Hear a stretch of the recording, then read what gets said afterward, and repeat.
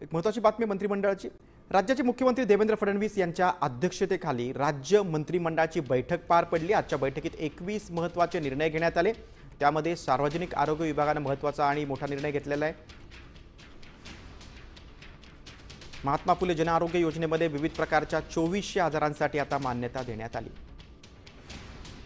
2399 आजारांसाठी 5 लाख रुपयांपर्यंत मोफत उपचार होणार आहेत।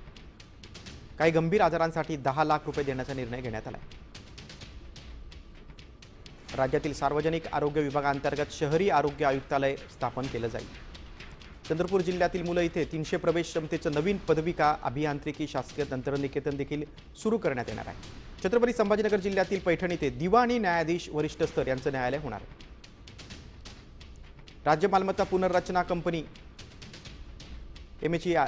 ARC लिमिटेड बंद करण्यास राज्य मंत्रिमंडळाने मंजुरी दिलेली आहे।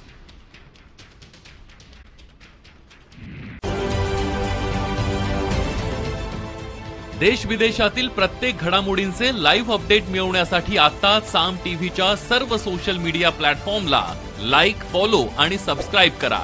तसंच सर्व नोटिफिकेशनसाठी बेल आयकॉन प्रेस करायला विसरू नका।